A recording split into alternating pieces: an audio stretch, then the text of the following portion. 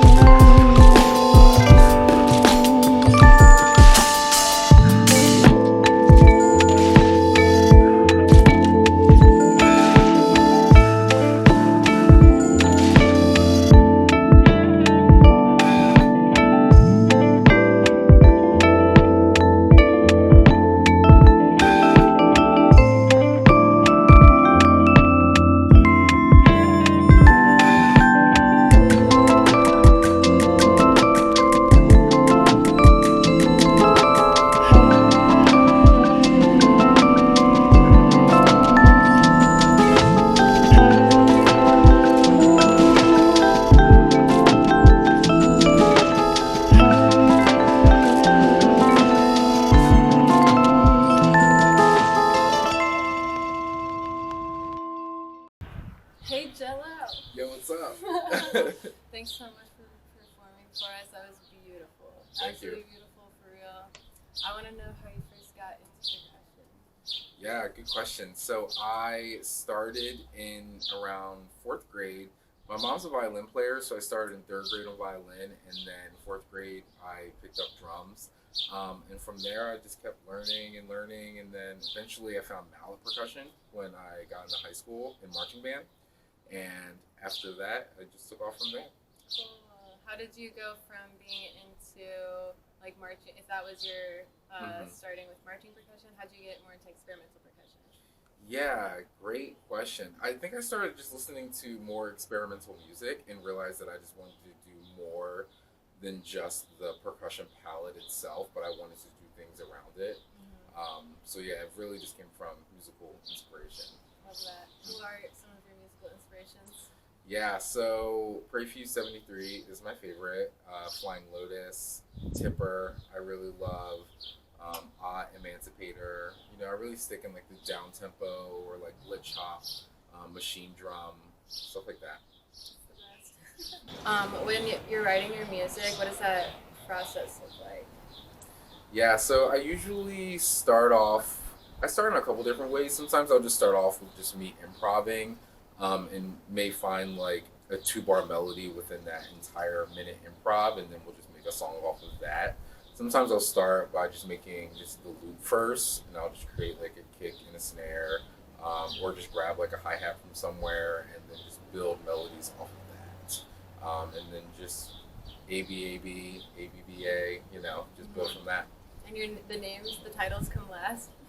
The titles come absolutely last. Yeah, like I don't think about the titles until the very end. I just like have an emotion when I'm like starting the song, and then I'll just like build off of that emotion. If it takes months or if it takes a year, it'll just happen that way. But yeah, the titles are just the last thing ever.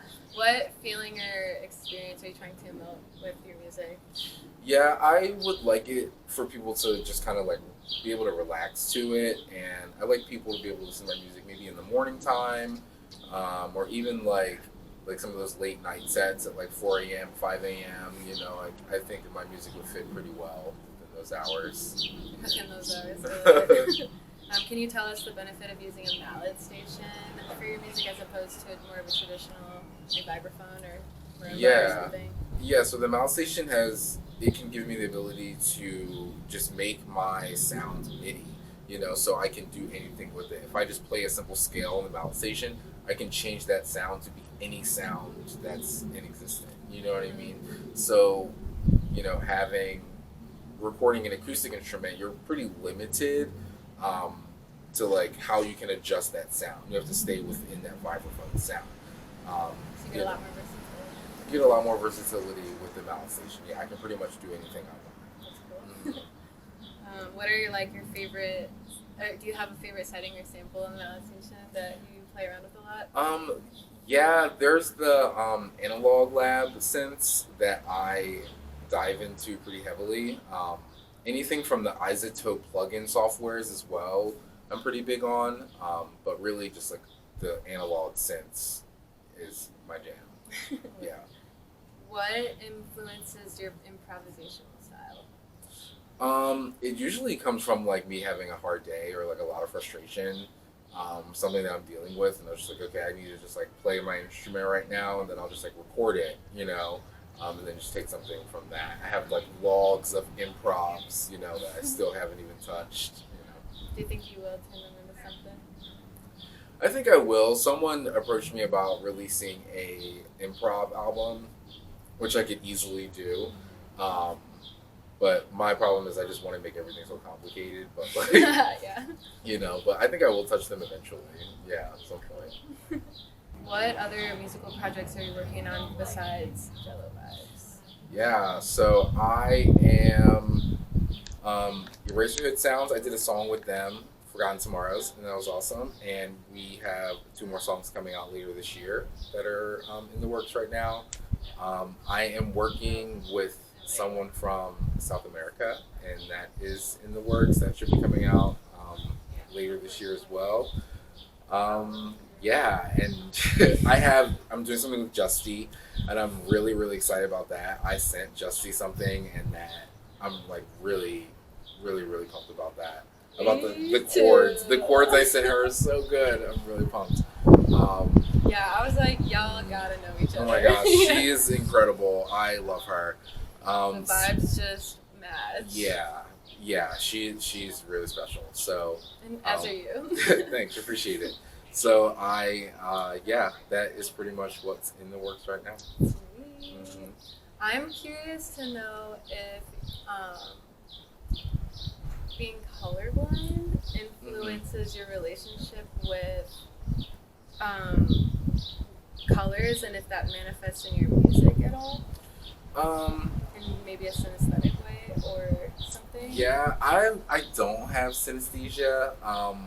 I know a couple people that do, but yeah, I am colorblind, and um, yeah, I don't know how it would like relate to my music at all. Sometimes when I'm like looking at the computer for a very long time and I color code like all of my tracks, so like sometimes I do get confused on like I mix up like the tracks. But other than that, I'm not sure. I was just curious. Yeah, Like, it's a good an question. artist, Yeah, for sure. But okay, here's a fun question. Yeah. What is your spirit animal? My spirit animal. Let me think about that real quick. Yeah, I would say the first thing that comes to my mind honestly is a tortoise. I really like turtles. I kind of just think they're badass animals. Yeah, so I would probably say like a tortoise. That or like a jaguar. Okay, so what are some of the most meaningful, impactful moments of your whole musical experience that really have shaped who you are as a human and also like helped craft your art? Yeah, I have. Yeah, I have a couple. You know, doing Mystique, Music City Mystique, is definitely one of the tops. It's just like shaped me into like who I am as a person and like my ear training and like everything. Mystique is definitely high up there, and I would say drum corps in general, but Bluecoats as well. I think that learning from the staff at Bluecoats and learning from the staff at Mystique in my like late teens, early 20s really just like shaped my musical taste and ear and everything. Just those teachers are really fantastic. Shout out to all of them. It'd be too many to name, honestly. But yeah, other than that, We'll do a credit reel. Just kidding. oh my gosh, we really could. I could like type one up. But seeing a lot of really good musical artists, like I have a couple of shows that I think kind of take the cake for me. Seeing my favorite artist, Breakthrough 73, was incredible. Seeing Radiohead, I would put up there. Where and when were these? I've seen Prefuse, like, I've seen it 3 times. Once in Atlanta, twice in New York. One of the shows in Brooklyn, I believe, was crazy good. He dropped a lot of my like favorite tracks in that. I saw Radiohead at Bonnaroo 2012 or 11, and that was really fantastic. Pretty Lights. There's a couple Pretty Lights sets here and there that have, it definitely influenced my like electro fusion hip hop. Because Pretty Lights is really like hip hop driven, and like glitch hop as well. So like that really, stood out for me. I went to Red Rocks and saw Schmongel, and that was pretty up there. That was nuts. It was crazy. It was great. It was, Stronghold live band is always going to be super good. Did you go to like their last one? Their last one, yeah, in Red Wow. Rocks. Yeah, their 2-night run in Red Rocks. Wow. Yeah, in Philly, there's like a huge Stronghold fan base in Philly. So we flew out there with it was a lot of us out there. So that was so fun. Nice. Yeah, it was cool. It was for sure. We got a giant house, and yeah, it was cool. And I've been to like some festivals. All of the Solar Eclipse festivals I went to, like Symbiosis, like Organ Eclipse, all of those are pretty up there. With moments that like changed my musical direction of which way I wanted to go. What is the direction that you want to go? Is from Jello Vibes? Yeah, at this point, I think I'm going to stick in like for the Jello Vibes project, I want to stick in like the down tempo realm and like the glitch hop realm. I was thinking of creating like a side project and just doing something completely different, like psytrance or something, just like out there, because I do like some psytrance. But yeah, for Jello Vibes, I think it'll stay pretty mellow and like the glitch hop and like the R&B fusion, jazz. That's my favorite, so you go Yeah. lifelong fan. Nice. No, for real though, I think that's the best. Yeah. Of electronic music. I agree.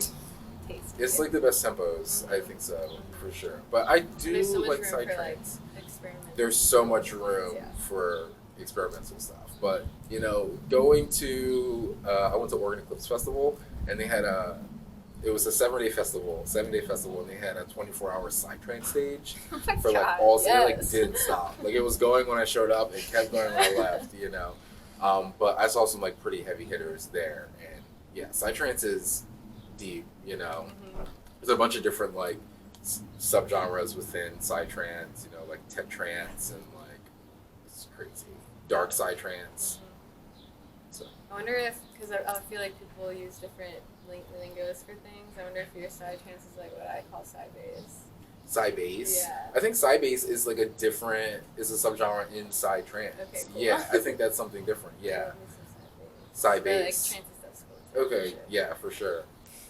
Okay, what can we be on the lookout for you in the upcoming months? Yes, so I will be releasing a 2-part EP. Comes out June 4th and June 18th, called The Outlaw Sessions, Part 1 and Part 2, 5 tracks each EP. So look out for that next month.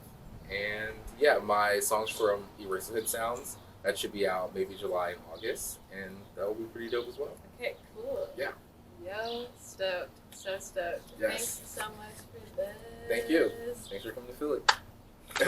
Yo, what's up, everyone? My name is Angelo Outlaw. I go by Jello Vibes. Shout out to Glasse Factory. Shout out to Wallflower Observer. You can find me on Instagram, Twitter, Jello_Vibes.